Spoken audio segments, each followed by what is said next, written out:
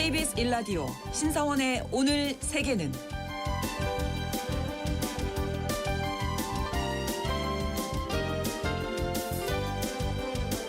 안녕하십니까. 아나운서 신성원입니다. 우리에게는 OTT 드라마로 익숙해진 나라죠. 수리남이 2028년부터는 하루 25만 배럴 규모의 원유를 생산하는 산유국이 된다고 합니다. 수리남은요, 이 원유를 채굴할 다국적 기업에게 헐값의 이권을 넘기지 않고 로열티, 법인세, 지분까지 챙기는 전략적인 계약도 했다고 하는데요. 하지만 고민도 있습니다. 국토의 95%가 숲이라서 세계에서 가장 친환경적인 국가로 평가받던 수리남이 온실가스를 배출하는 산유국이 되면 탄소 상세권 판매가 어려워진다고 하네요. 지속 가능한 번영을 위한 수리남의 선택, 잠시 후 글로벌 이슈에서 짚어보겠습니다.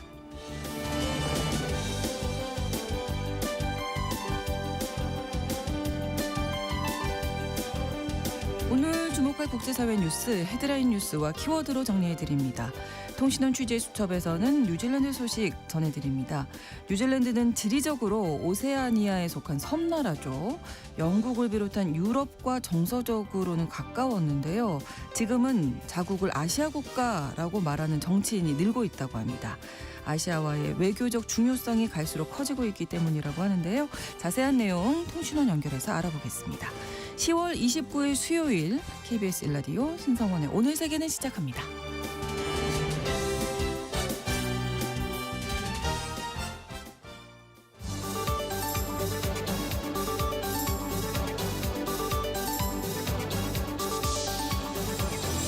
오늘 세계는 헤드라인 뉴스.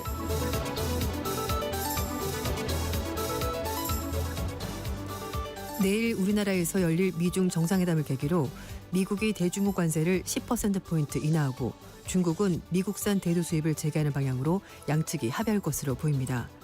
미국의 월스트저널은 미국이 중국에 펜타닐 원료 밀수출 단속 강화 조치를 조건으로 현재 20%에 달하는 관세를 10%로 낮춘 방안을 검토 중이며 중국은 사실상 중단된 것으로 알려진 미국산 대두 수입을 재개할 것으로 보인다고 보도했습니다. 다만 신문은 협상 내용이 아직 최종 확정된 것은 아니며 향후 조정 가능성이 남아있다고 전했습니다.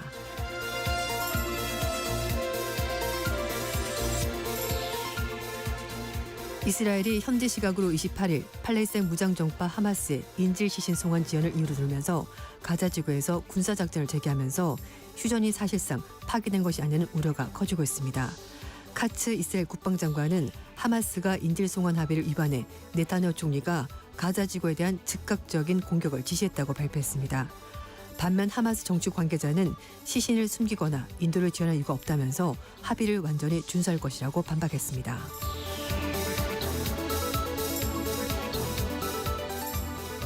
러시아 크렘린궁이 김정은 북한 국무위원장의 러시아 방문 가능성에 대해 아직 발표할 것이 없다고 밝혔습니다. 김 위원장은 푸틴 대통령의 러시아 방문 초대를 받은 상태인데요. 푸틴 대통령은 전날 크렘린궁에서 최선희 북한 외무상을 접견함에 따라 김 위원장의 러시아 방문을 논의할 수 있다는 관측이 나왔습니다.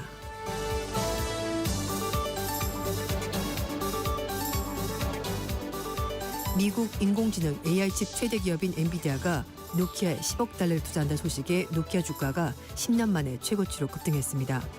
노키아는 현지 시각으로 28일 엔비디아가 10억 달러 투자에 자사 지분 2.9%를 인수한다고 발표했습니다. 노키아는 1억 6,600만 주 이상의 신주를 발행하고 이를 통해 조달된 자금을 인공지능 관련 사업에 사용하기로 했으며 엔비디아가 향후 AI 인프라 계획에 노키아 기술을 통합한 방안을 검토할 계획입니다. 이날 엔비디아 투자 발표 이후에 노키아 주가가 20% 넘게 급등했습니다.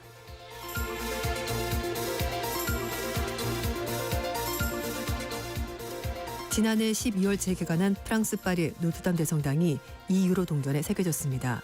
파리 조폐국은 노트담 대성당의 정면을 담은 2유로 동전을 최근 제작했는데요.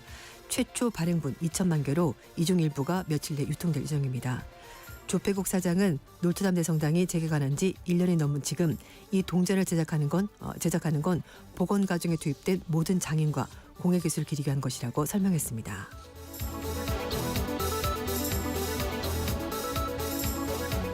오늘의 헤드라인 뉴스 외신캐스터 조윤주 씨가 전해주셨습니다. 이번에는 키워드로 정리한 국제사회 소식 함께 살펴보겠습니다. 첫 번째 키워드, 친구의 친구는 친구. 네. 네. 그런 것 같습니다. 초등학교 때 이렇게 해서 좀 많이 놀았는데요. 네. 지금 아시아 순방 중인 트럼프 대통령이 어제 오전에 일본에서 다카이치 산의 일본 신임 총리와 처음으로 미일 정상회담을 가졌습니다. 네. 교도통신은 트럼프 대통령이 회담 모두 발언에서 미국과 일본은 가장 강력한 수준의 동맹국이다라고 말하면서 미일 관계가 그 어느 때보다도 강력해질 것이라고 말했다고 보도했습니다. 다카이치 총리도 아베 전 총리와 오랜 우정에 대해서 감사드린다고 말했고요. 네. 작년에 아베 부인인 아키 여사를 환대해 준 것도 감사한다고 트럼프 대통령이 얘기했습니다. 트럼프 대통령 부부가 당선인 시절인 작년 12월 달에 미국으로 아키 여사를 불러서 만찬한 적이 있었거든요. 그걸 이제 감사하다라고 얘기를 한 것으로 보입니다. 네.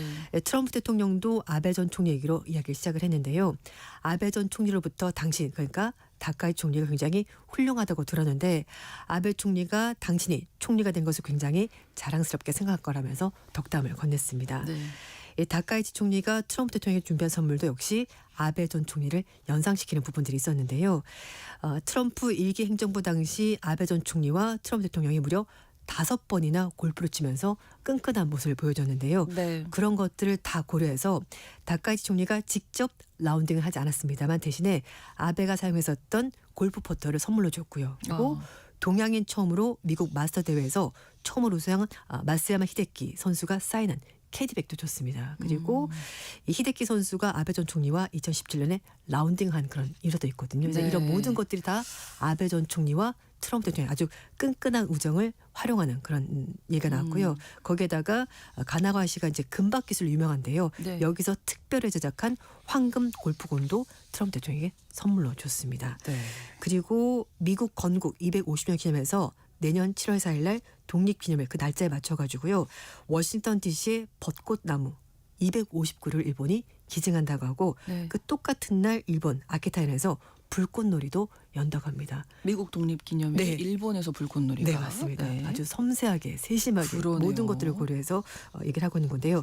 거기에다가 트럼프 대통령과 다카이치 총리가 재패니즈백이라고 쓰여진 황금색 자수가 새겨진 검은 모자에 각각 사인해서 교환했습니다. 네. 이 문구는 아베 전 총리가 재임 당시 일본의 부활을 꿈꾸면서 즐겨 사용했던 그런 문구, 재패니즈백, US이즈백 이런 그 비슷한 얘기, 트럼프이즈백과 거의 맥락이 같은 걸로 보이는데요.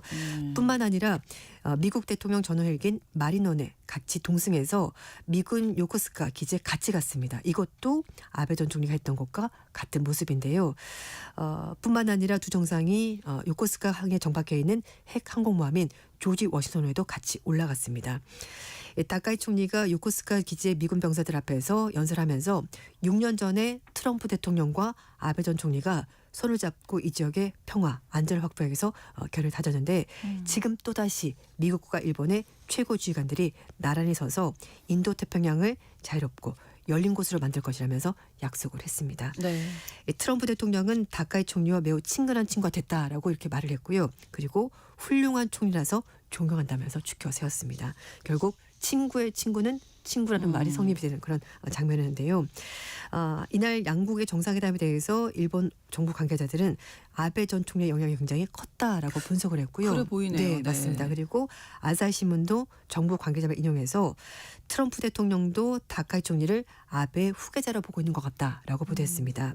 하지만 지나치게 아베만 너무 의존하는 것은 좋지 않다라는 지적도 있었는데요. 네. 아사히 신문이 미국 제일주의를 내건 트럼프 대통령에 대해서 다카이치 총리가 일본의 국익을 주장할 때는 좀 이렇게 할 부분이 있지 않냐라고 말하면서 총리가 트럼프 대통령과 앞으로 어떤 개인적인 관계를 구축할지도 관심사가 될 거라고 강조했습니다. 네. 자, 다음 키워드, 두 마리 토끼 잡는 쌍순환 전략. 네, 중국이 지난주에 20기 사중전을 열었는데요. 네. 여기서 이제 앞으로 5년간의 구상이 어떻게 되는지가 이번에 발표가 나왔습니다. 제20기 중앙위원회 4차 전체회의 그 내용이 나온 건데요. 내년에 시작되는 15차 5개년 계획의 주요 내용이 나왔고 목표가 제시가 됐습니다. 네. 합리적인 성장을 통해서 수출 중심의 경제에서 소비 주도로 경제체제를 바꾸겠다라는 거였는데요. 네. 하지만 이전에는 수출과 소비 두 개 다 잡겠다고 했는데 이게 실질적으로는 좀 힘들다라고 판단해서 이제는 수출에서 소비로 체질을 바꾸겠다고 목표를 약간 수정했습니다. 내수 그리고 부동산 침체 역시 또 하나의 악재로 떠오른 상황인데 앞으로 경제 성장률 목표를 합리적 수준을 맞추고요. 경제체율도 내수 주도로 바꾸겠다는 그런 의지를 표명한 것으로 보입니다. 네. 미중 1차 무역 전쟁 이후인 2020년부터 국제 무역과 긴밀한 연결하면서 국내 대순환 그러니까 내수도 최대한 발전시키겠다는 것이 중국 정부의 쌍순환 전략이었는데요. 이게 약간 바뀌게 된 겁니다. 하지만 최근 발표된 3분기 경제 지표를 보면 수출과 공업 생산은 호조인 반면에 소비 그리고 고정자 투자는 좀 부진하는 모습 보여서 수출과 내수 간의 괴리가 점점 더 커지고 있습니다. 이런 상황 의식에서 중국 공산당이 국내 대순환 강화하면서 더욱더 내수가 좀 더 주도적인 역할을 하고 소비를 끌어가는 쪽으로 경제 방향을 바꾸겠다라고 밝힌 겁니다. 중국의 발목을 잡고 있는 부동산, 지방정부 부채 문제에 대해서는요. 중심 영역의 리스크 예방에 대해서 해소하겠다고 말해서 좀 짧게 언급하고 건너갔습니다. 그렇군요. 자, 다음 키워드 3번 중 2번째 기회. 네. 보통 인생에 3번의 기회가 있다는 얘기가 뭐 그런 얘기를 있지 많이 않습니까? 하죠. 네. 그런데 핀란드 국민기업 노키아가 2번째 기회를 잡은 것 같습니다. 오. 미국 인공지능 최대 기업인 엔비디아가 노키아에 10억 달러 돈으로 1조 4천억을 투자하는 소식에 노키아 주가가 10년 만에 최고치로 급등했는데요. 네. 4달러 하던 주가가 거의 7달러 후반대까지 올라갔습니다. 그렇군요. 근데 10년 동안 진짜 지지부진하게 주가가 계속 왔다 갔다 했었거든요. 노키아가 엔비디아가 이제 10억 달러 투자를 하면서 자사 지분 2.9% 이제 주기로 한 것이고요. 노키아는 1억 6,600만 주 이상의 신주를 발행하고 이걸 통해서 조달된 자금을 가지고 AR 관련 사업에 투자를 한다고 합니다. 네. 두 회사가 차세대 6G 셀러 기술 공동 개발을 위해서 전략적 파트너십도 이제 체결한다고 하는데요. AI 네트워킹 기술 개발도 같이 하기로 그렇게 입장을 밝혔습니다. 네. 아울러서 엔비디아가 앞으로 AI 인프라 계획에 노키아 기술을 통합하는 방안도 검토할 것이라고 노키아가 밝혔습니다. 네, 아마 첫 번째 기회는 이제 2000년대 초반에 네. 뭐 휴대전화 처음 쓰기 시작할 때 모토로라, 노키아 맞아요. 정말 유명했었거든요. 네, 약간 좀 소위 말해서 간지나는 그런 디자인이어가지고 느낌이 예. 그랬었거든요. 좋은, 네, 예. 맞아요. 그래서 1998년부터 2011년까지 무려 14년 동안 세계 휴대폰 시장 점유율 1위 기업이 바로 노키아였습니다. 그렇습니다. 네. 예. 전성기 때는요 시장 점유율이 50% 넘을 정도로 정말 막강한 아무도 적대할 사람이 없는 유럽 지역에서 많이 쓰는 네. 걸로 기억하는데요. 맞습니다. 네. 그래서 심지어 노키아는 휴대폰 표준이다 이런 말까지 있을 정도로 굉장히 인기가 있었습니다. 하지만 시대가 변하면서 스마트폰이 등장했고요. 그때부터 뒤처지면서 결국 사업을 접게 된 건데 네.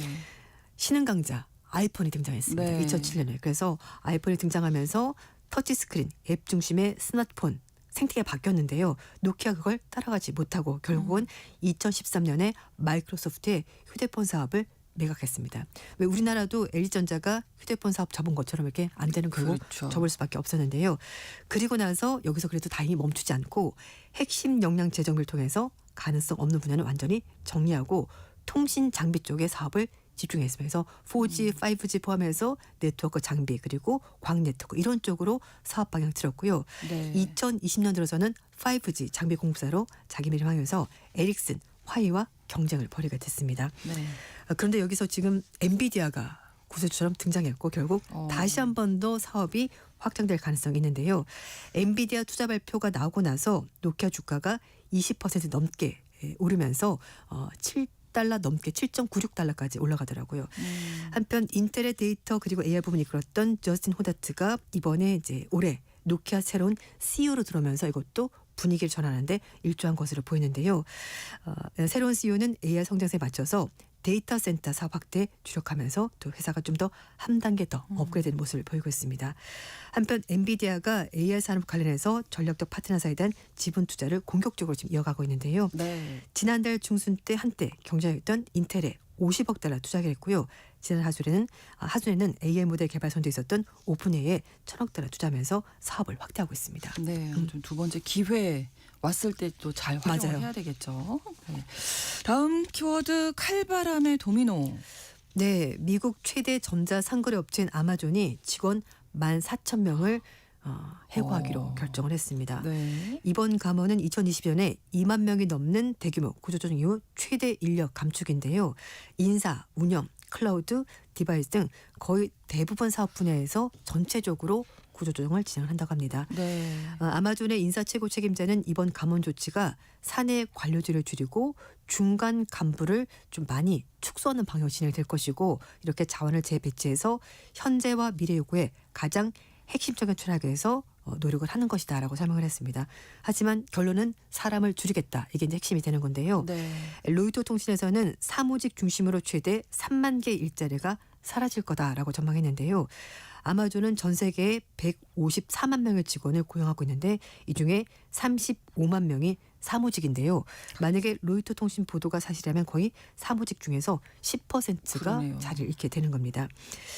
이번 해고는 팬데믹 이후에 이어진 비용 절감 기조 그리고 AI 확산과 맞물리면서 진행되는 것으로 보이는데요. 아마존 최고 경영자는 작년부터 중간 관리자 축소 그리고 중복 업무 정리를 목표로 해서 조직 개편을 하고 있었습니다. 지난 6월 달에 사내 메모를 통해서 AI가 일자리를 대체하게 될 것이고 AI를 전사적으로 도입하면서 전체적인 인력은 점점 줄일 것이라고 이미 예고를 한 적이 있었습니다. 그리고 또 사무실 복귀 정책도 강한 영향을 미쳤다는 얘기가 나오고 있는데요. 아마존이 올해 초부터 주 5일 저는 출근제로 시행을 했습니다만 예상과 달리 자발적인 퇴사자가 많지 않아서 구조조정을 좀 더 많이 하는 것으로 보입니다. 네. 문제는 아마존뿐만 아니라 좀 소위 말하는 IT 대기업들이 다 지금 인력을 줄이고 있는데요. 네. 올해 들어서 216개 기업에서 무려 9만 8천 명의 일자리가 사라졌습니다. 마이크로소프트에서 15,000명, 인텔에서 22,000명, 그리고 세일즈포스에서 4,000명 감안했고요. 메타도 올해 들어서 3,600명 감안 계획을 발표했는데 최근에 AI 부문에서만 600명은 또 추가로 줄였다고 합니다. 네. 2023년에 1,200개 IT 기업이 26만 명을 해고하면서 테크 감원 사상 최악의 해로 기록이 됐는데 올해도 좀 만만치가 않을 것 같습니다. 그러네요. 당시에는 인플레이션 그리고 금리 인상이 원인이었는데 이번에는 AI와 자동화가 직접적인 영향으로 미친 것으로 보이고요. AI가 이제는 단순 반복 업무를 담당하면서 인사, 고객 서비스, 소프트웨어 개발 지원 이런 사무직 전반이 재편이 되고 있고 이에 따라서 신입 개발자 그리고 이 고객 서비스 인력은 신규로 채용하는 것이 좀 많이 줄었다고 하고요. 네. AI, 로봇, 데이터 인프라 분야 고급 기술 인력은 몸값이 올라가면서 여기만 또 집중이 되고 있습니다. 업계는 최근에 빅테크 기업들이 AI 데이터 센터 등으로 인프라에 천문학적인 돈을 투자하면서 결국은 여기에 투자하기 위해서는 인력을 줄일 수밖에 없는 것으로 보입니다. 돈이 한정이 돼 있으니까요. 그렇습니다. 네. 구조조정 당분간 계속 되겠네요. 다음 키워드 평화 수호자 대 배신자. 네, 니콜라스 마두로 베네수엘라 대통령 측이 올해 노벨 평화상 수상자인 야권 지도자 마차도에 대해서 시민권을 박탈하겠다 이렇게 얘기를 하고 있습니다. 네. 그런데 베네수엘라 헌법에는요. 베네수엘라에서 태어난 사람은 시민권을 박탈당할 수가 없다라고 명시가 돼 있는데 그럼에도 불구하고 박탈하겠다고 위협을 하고 있습니다. 네. 마차도가 이 마두로 정권 위협에도 불구하고 민주주의를 수한 공로를 인정받아서 올해 노벨 평화상 수상자로 선정이 된 건데요. 하지만 이미 2014년에 마두로 정권이 들어서면서 여권은 빼앗긴 상태이고 지금 네. 신변 위협 때문에 모처에 은신해 있는 것으로 알려져 있습니다. 네. 마두로 대통령 최측근이자 좌파 정당인 사회주의 운동당 소속의 정치인들은 마차도를 비롯한 20여 명의 야권 정치인, 언론의 시민권 박탈을 대법원에 요청한 상태라고 하는데요. 마두로 정권에서 봤었을 때는 마차도가 배신자인 겁니다. 근데 세계적으로 봤었을 때는 평화를 수호한 사람이 되고 그래서 한 사람에 대해서 완전히 다른 평가가 나오고 있는데 시민권 박탈 요청 명단에는요 다른 야권 주자진 후안 과이도도 포함이 돼 있고 그리고 대선에 출마했었던 곤잘레스 후보도 여기에 포함이 되어 있다고 합니다. 네. 마두로 정권은 이제 반대파를 계속해서 탄압을 하고 있는데요.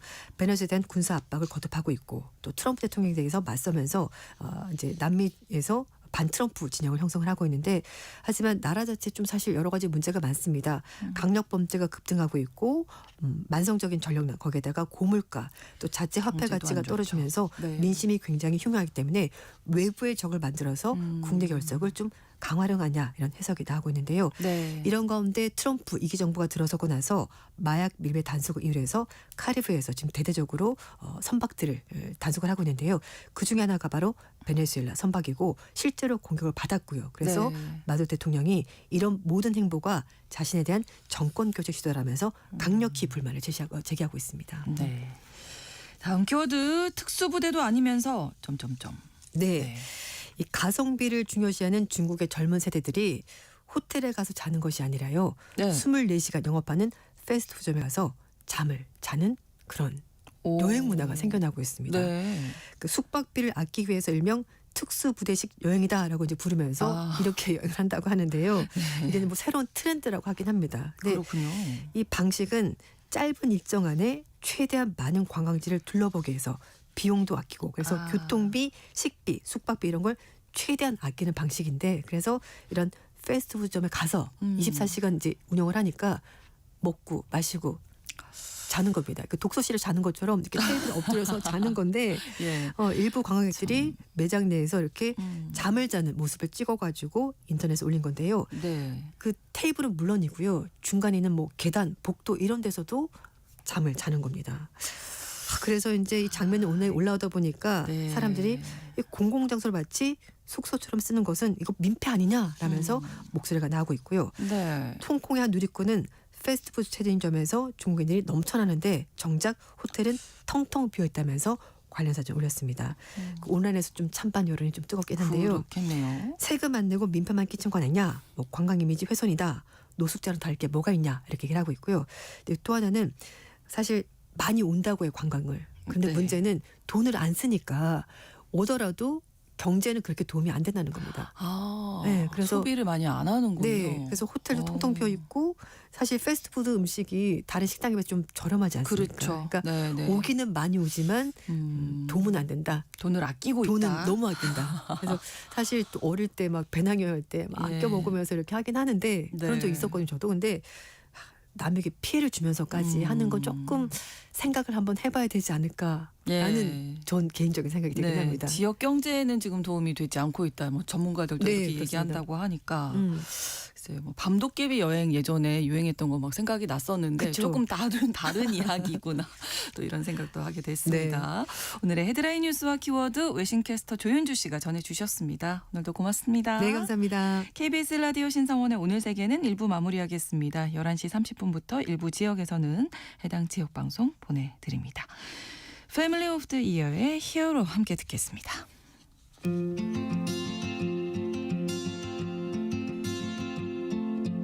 Let me go. I don't wanna be your hero.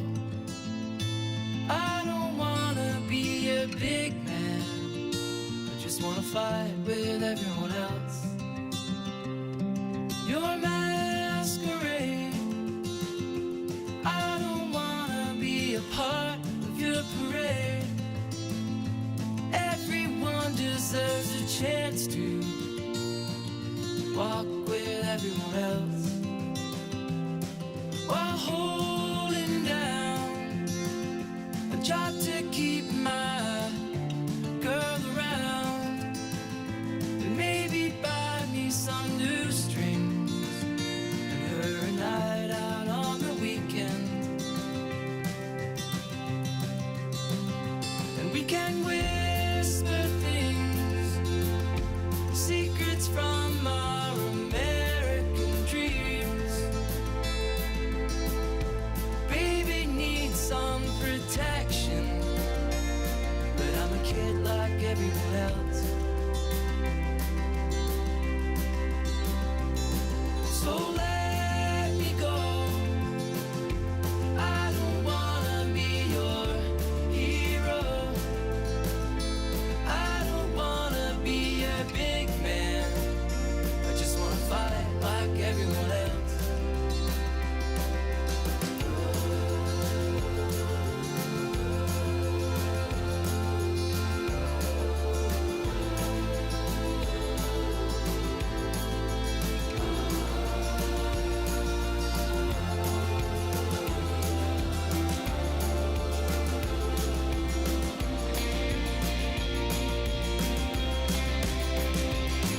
So let me go. I don't wanna be your hero. I don't wanna be a big man. I just wanna fight with everyone else. 지금 시각은 11시 30분입니다. KBS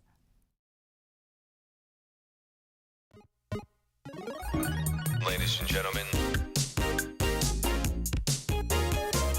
국제사회의 다양한 뉴스를 한눈에 KBS 1라디오 신성원의 오늘 세계는 세계를 바로 보는 최소한의 투자입니다.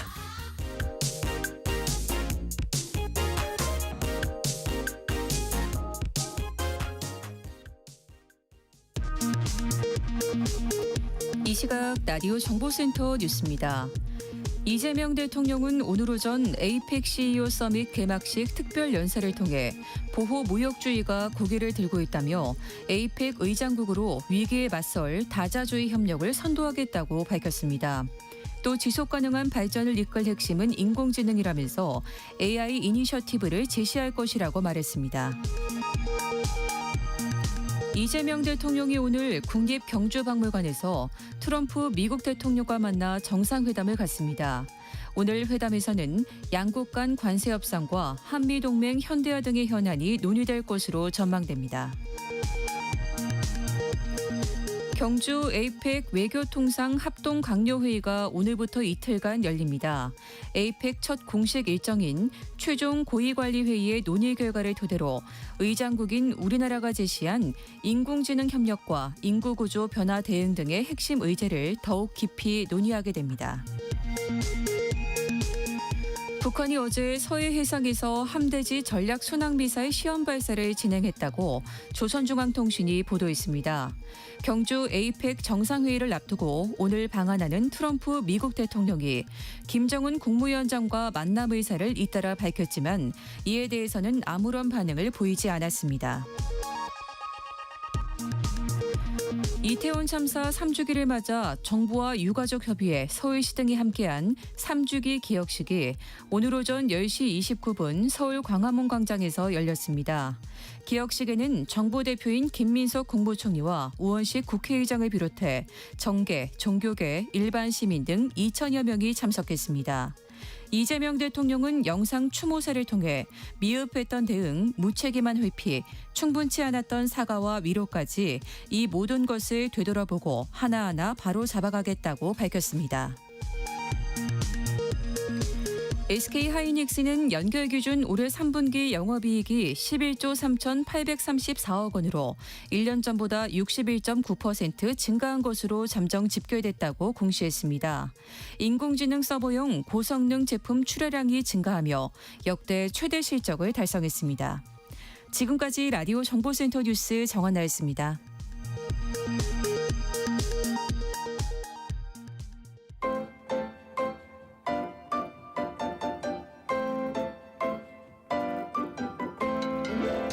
통신원 취재 수첩.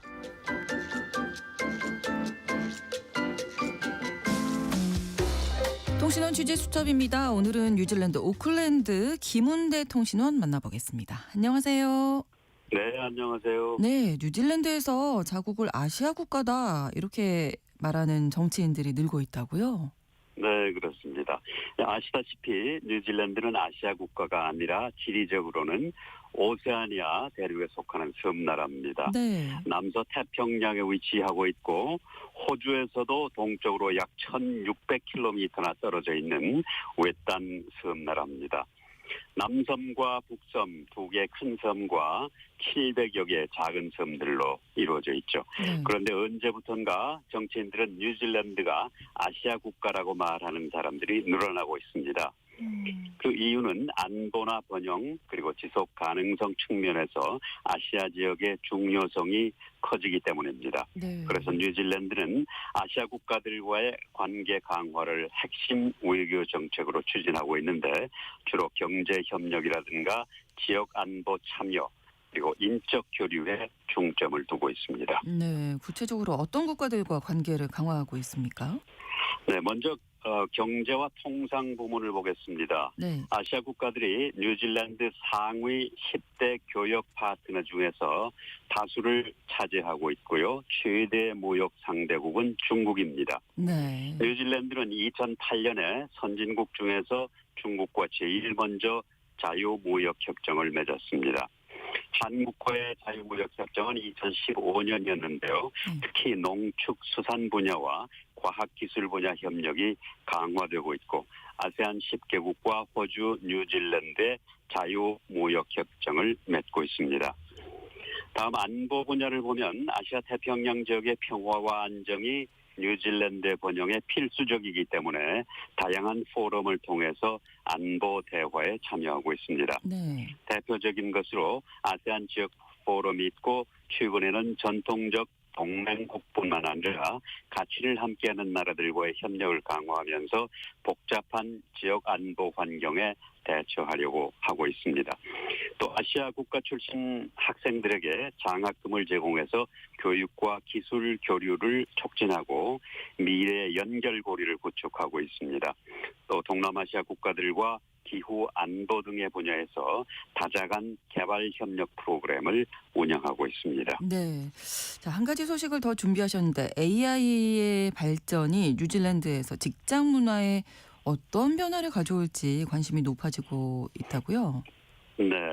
요즘은 AI를 이용하면 많은 업무를 아주 쉽게 해결할 수도 있고 네. 큰 도움을 받을 수 있는 세상이 됐습니다. 그렇죠. 또 AI 때문에 없어지는 직업도 많이 생겨서 젊은이들이 취업 걱정을 하는 사람도 많습니다. 그런데 일부 반복적이고 행정적인 업무는 AI를 통해서 자동화되겠지만 이 때문에 대규모 실직보다는 하는 일이 바뀌는 일의 내용이 바뀌는 그런 상황이 생겨날 것이라고 전문가들은 말하고 있습니다. 네. 예를 들면 보조금 신청서 작성이라든가 데이터 분석, 고객 서비스의 1차 응대 같은 시간이 많이 걸리는 관리 업무는 AI가 처리할 수 있어서 많은 업무 시간을 절약할 수 있습니다. 그렇지만 AI 시스템의 개발이라든가 유지 보수, 윤리 문제를 담당하는 새로운 직업군의 수요는 오히려 크게 증가할 것이라고 전문가들은 예상하고 있습니다. 네. 그리고 뉴질랜드가 인력 부족 문제 때문에 AI 도입을 위기보다는 오히려 기회로 좀 받아들이는 분위기라고요. 네네. 뉴질랜드는 현재 선진국에서 공통적으로 겪고 있는 인력 부족 문제에 직면해 있습니다. 네. 그래서 AI의 도입은 생산성을 높일 수 있고 또 인력 부족이 상당 부분 해소되고 특히 농업 분야의 생산성 향상에 크게 기여할 것으로 기대하고 있습니다. 네. 이렇게 기술 변화의 속도가 빨라지면서 한 번 배운 기술로 평생 일하는 시대는 막을 내리게 되고 기업들은 근로자가 AI 기술을 활용할 수 있는 역량을 기를 수 있도록 재교육과 새로운 기술을 익히는 상향 교육 프로그램을 적극적으로 제공해야 되기 때문에 네. 새로운 직장 문화가 생겨날 것으로 보고 있습니다. 네. 그러니까 앞으로는 인간과 AI가 각자의 역할을 좀 어떻게 조화롭게 이룰 것인가 이게 과제가 될 것 같아요. 네. AI 때문에 고용에 대해서 불안하고 무슨 일을 해야 할까 하는 불안감을 갖게 되겠지만 네. AI 도입 목표를 어디까지나 인간의 능력을 보강해 주는 것이지 인간의 능력을 대체하는 것이 아니라는 것을 분명히 한다면 네. 새로운 긍정적인 직장 문화가 이루어질 것이라고 전문가들은 조언하고 있습니다. 특히 뉴질랜드에서는 대학과 직업훈련기관이 AI 시대에 맞는 휴먼 스킬과 AI 교육을 통합해서 취업에 준비된 인재를 배출하도록 하겠다는 방침을 밝히고 있습니다. 정부는 변화하는 노동시장에 맞춰서 교육이나 재교육 프로그램을 강화하고 특히 태평양 섬나라 사람들이나 소외된 커뮤니티가 기술 발전에 배제되지 않도록 디지털 형평성을 보장하는 전략을 추진하고 있습니다. 네. 예를 들면 뉴질랜드 교육부는 2, 3년 전부터 컴퓨터를 모르거나 잘 모르는 노년층이나 소수민족, 난민을 대상으로 크롬북 컴퓨터를 무료로 나누어주고 기본 교육을 시키고 있습니다. 그렇군요. 오늘 소식 고맙습니다. 네, 감사합니다. 뉴질랜드 오클랜드에서 김은대 통신원이었습니다.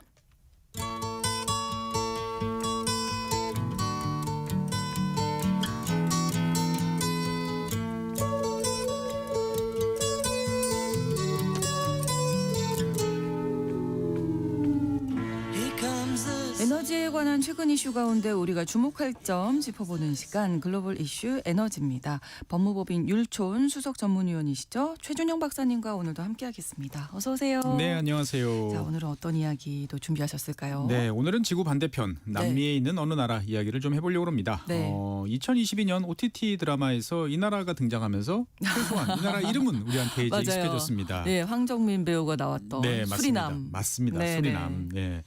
이 드라마에서 등장하기 전에 수리남이라는 나라를 아는 사람들이 과연 대한민국에서 맞아요. 몇 분이나 계셨을까 네. 생각이 좀 들죠.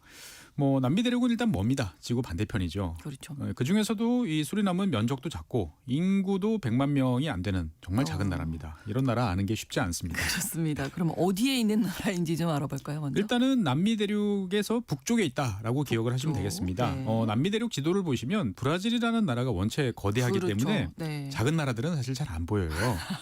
그래서 남미 대륙 북쪽에서 우리가 잘 알고 있는 나라는 무엇이냐? 베네수엘라가 있습니다. 베네수엘라. 네, 석유와 미녀의 나라. 네. 그렇습니다. 예. 예, 그 동쪽에 있는 나라가 최근에 기름이 쏟아져 나온다는 가이아나. 가이아나. 네, 우리나라 동해에서 이제 뭐 원유가 나온다라고 했을 때 가이아나 사례가 많이 등장했었죠. 네네. 그리고 가이아나 동쪽에 있는 나라가 오늘 이야기할 수리남이 있습니다. 아. 예, 그래서 그렇군요. 베네수엘라, 그다음에 가이아나, 수리남. 수리남. 그리고 수리남 이렇게군요. 동쪽에는 이제 요즘에는 프렌치 기아나 또는 옛날에는 불령 기아나라 부르던 이제 프랑스 영토가 있습니다. 그렇군요. 예. 수리남이 작다고 하셨잖아요. 면적이. 네. 인구도 얼마 없다고. 뭐 어느 정도? 물론 이제 작다고는 하지만 전 세계적으로 봤을 때 대한민국보다 작은 나라는 뭐 그리 많지 많지 않습니다. 네, 그래서- 우리나라보다는 크군요. 네, 그래서 수리남은 한 16만 제곱킬로미터 아. 정도 되고요. 네.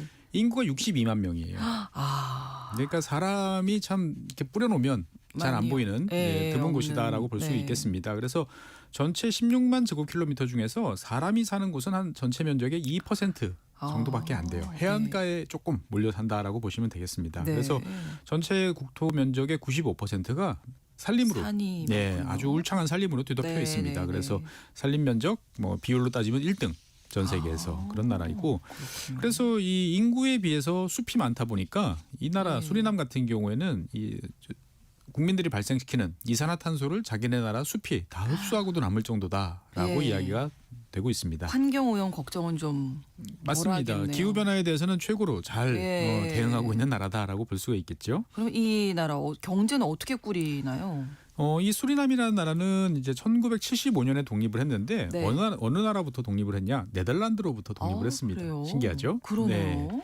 그래서 이 독립 이후에 한 4, 50년 동안 수리남의 가장 큰 수입원은 이제 보크사이트라는 원료입니다. 이 보크사이트는 우리 알루미늄을 만드는 원료입니다. 네. 그래서 이 미국 회사 알코아라는 회사가 있습니다. 알루미늄의 세계적인 이제 회사인데요. 이 회사가 오랫동안 이곳에서 이제 보크사이트를 생산을 했습니다. 그래서 사람도 고용하고 뭐 이 관련된 여러 가지 일을 하면서 수리남은 이 보크사이트로 먹고 사는 나라였는데 네.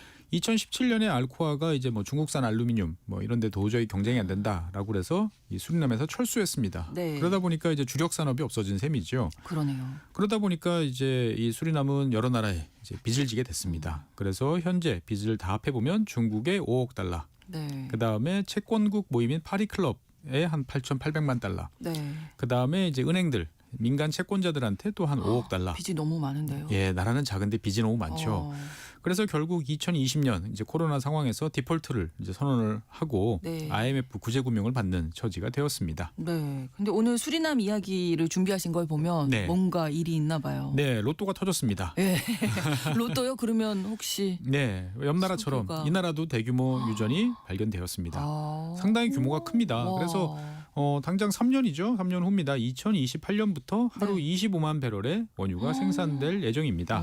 당연히 이제 수리남 단독으로는 이거를 생산하기 어렵고 어렵겠죠? 프랑스의 이제 기업인 토탈이라는 기업이 이제 이 프로젝트를 추진을 하고 있어요. 네. 그래서 이제 28년부터는 이제 돈이 이제 들어오게 되는 거고 그렇겠네요. 매년 뭐 한 수십억 달러 정도씩은 들어오지 않을까라고 생각됩니다. 그러니까 아까 총 합해서 부채가 한 11억 달러 정도 네. 됐는데 이건 뭐 가뿐히 갚고도 남는다라고 볼 수가 네. 있겠습니다. 그래서 로또를 맞은 나라. 그러네요. 수리남입니다. 와. 근데 석유가 처음 생산된 거예요, 이번에 그러면? 그렇지는 않습니다. 원래 이제 독립 이후에 네. 이 네덜란드가 그 전에 좀 찾아놓은 조그마한 유전들이 있었어요. 육상에.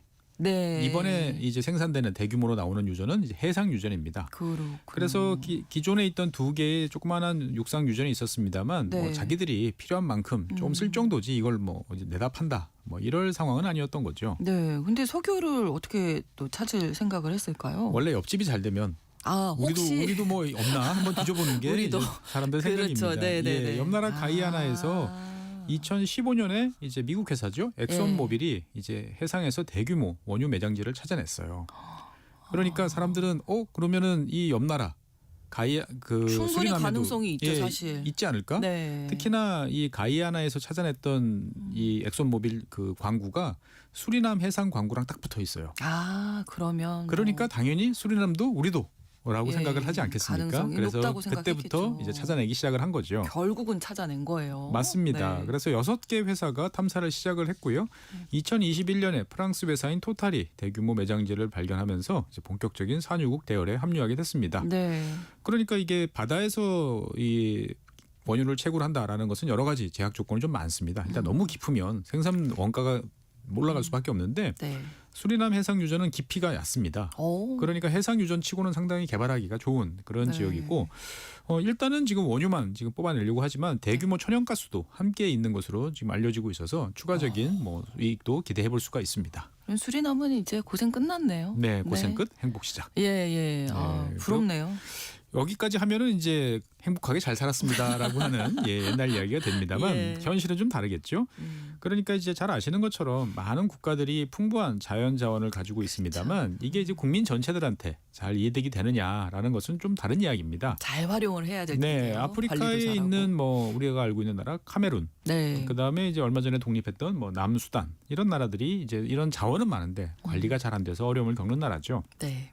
그러니까 보통 정치 체제가 이제 부패하는 것이 이제 큰 원인이기도 하고 다른 한편으로 보면 이제 이러한 뭐 대규모 원유, 가스 이런 게 나오면은 혼자서는 개발이 안 돼요. 네. 그러면은 이제 글로벌 메이저라고 하는 뭐 석유 가스 기업들과 계약을 해야 되는데 네. 이러한 계약들을 잘 할지 몰라서 그렇죠. 어떻게 해야 되는지 잘 모르다 보니까 네, 네. 그냥 해외 기업들한테 큰 이권을 그냥 뭉토기로 내주는 경우들이 많습니다. 수리남도 그렇습니까? 근데 수리남은 좀 달라요. 이제 수리남은 아까 말씀드린 것처럼 조그마한 소규모 육상 유전이 있다고 그랬잖아요. 네, 네. 이게 이제 1980년대 초반에 이제 개발이 됐는데 어쨌건 뭐 유전이니까 이거 개발하고 운영하기 위해서는 회사가 필요했습니다. 너무 작다 보니까 외국 기업들이 들어올 사이즈도 안 되고 그래서 아주 작은 회사 스타트 솔리라는 이름의 이제 국영 석유 회사를 만들었어요. 네. 그런데 이 회사는 너무 규모가 작아서 그런지 몰라도 신기하게도 수리남 정부가 별로 손을 안 댔습니다. 그러니까 알아서 잘 그럭저럭 운영을 해왔어요. 네. 40년 넘게 원유를 채굴하고 뭐 이것으로 이제 휘발유, 디젤 뭐 이런 거 만드는 일까지 같이 하다 보니까 원유와 관련돼 있는 이 관련 업계가 어떻게 돌아가는지는 그렇겠네요. 잘 예. 알겠네요. 대충 규동량 그다음에 옆에서 본 거는 많은 예. 이런 회사가 있었다는 게 참 행운이었습니다. 그러니까 경험치가 좀 쌓인 상태에서 뭐 네. 허술하게 협상하지는 않았을 것 같네요. 맞습니다. 그래서 이제 정부를 대신해서 이 스타트 솔리가 예. 이제 프랑스 회사 토탈과 이제 협상에 나섰는데 이 첫 번째부터 탄탄한 논리, 충분한 자료 이런 것을 가지고 이제 토탈을 압박하는데 성공을 했습니다. 네. 그래서 원래 이제 산유국들은 첫 번째 먼저 제일 협상하는 게 이제 로열티입니다. 전체 생산액에서 뭐 이게 이익이 남던 안 남던 상관없이 무조건 몇 퍼센트 이거를 받아가는 게 이제 첫 번째인데 네. 토탈은 이제 3% 정도를 제시를 했습니다. 그러니까 전체 생산량의 무조건 3%는 너희들 가져가라고 네. 했는데 토탈의 이런 안에 대해서 이 스타트 솔리는 잘 반격을 해가지고 결국 6.25%의 와. 로열티를 받게 됐습니다. 네. 그리고, 두 배가 넘네요. 네. 그러고 나면 이제 나머지 생산하는 비용들이 있을 거고요. 그렇죠. 그러면 이제 토탈이 가져가는 이제 이익이 있을 겁니까? 그러면 토탈이 가져가는 이익에 대해서 36%의 법인세를 물리는데도 합의를 봤어요. 그러니까 상당히 이제 장사를 잘한 겁니다. 그러네요. 여기다가 이제 그러면은 전부 다 이 지분이 다 토탈한테 넘어가느냐라는 이제 우려가 있는데 여기에 대해서도 이제 해외 은행들을 잘 설득을 했습니다. 네. 우리나라에서 이런 석유가 로또가 터졌는데 우리가 이거 좀 확보를 하려고 하니까 네. 16억 달러 좀 빌려줘라고 이야기를 한 거죠. 전체 국가 부채가 11억 달러인데 이 조그마한 회사가 16억 달러를 빌려온 겁니다. 예. 석유를 그래가지고 담보로. 네, 그래서 전체 사업 지분의 20%를 확보를 했어요. 아, 영리하게 아주 잘했는데요. 네, 아주 장사를 잘했습니다. 이익이 나면 배당도 챙겨갈 수 있고. 맞습니다. 다시 한번 정리를 해보면 네. 일단 석유를 뽑아내면 로열티 받아요. 예. 그다음에 토탈이 영업이익이 발생하면 거기서 36% 법인세로 가져갑니다. 네. 그리고 남은 이익들 주주한테 배당들을 해야 되는데 거기서 20%는 또 가져오게 되는 거죠. 그러다 보니까 토탈이 벌어가는 금액의 한 70% 정도는 수리남 정부가 가져온다.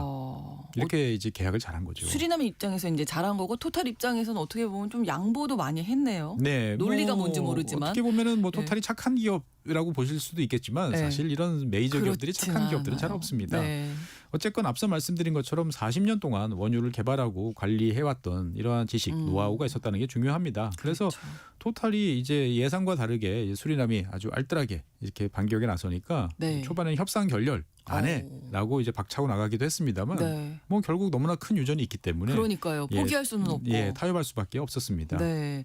자, 그러면 수리남은 2028년부터인가요? 네. 뭐 돈이 뭐 쏟아져 들어오겠네요. 맞습니다. 네. 그래서 이제 3년 후부터는 돈 들어오는 게 이미 확정이에요. 네. 그래서 이미 이제 부채 조정에 나섰습니다. 아. 그러니까 아까 민간은행들한테 빌린 게 5억 달러 있다고 그랬잖아요. 네. 예, 그래서 2021년에 이제 석유가 있는 걸 확인한 다음에 2023년에 이미 이제 미국 월가의 은행들과 협상을 해서 부채를 조정했습니다. 어차피 갚을 거 예. 너희들이 좀 좋은 조건으로 좀 바꿔달라라고 이야기를 했던 거죠. 그러니까 뭐 은행들도 또 수리남 좀 있으면 그렇죠. 돈 들어올 거 아니까 그래 그러면 뭐 분할 납부 이자도 좀 깎아주고 뭐 이런 식으로 협상을 이제 하게 됐습니다. 다른 세상을 만나게 된 건데 이제 문제는 앞으로 이 들어온 돈들을 좀 잘 관리했으면 좋겠어요. 그러지 못한 나라 이야기도 저희가 많이 전해드려서 그렇습니다. 그래서 일단 수리남은 이제 노르웨이를 모델로 지금 노르웨이 예, 그래서 노르웨이 같은 경우는 잘 아시는 것처럼 원칙적으로는 석유 수입 모델은 전부 국부 펀드에 집어넣어요.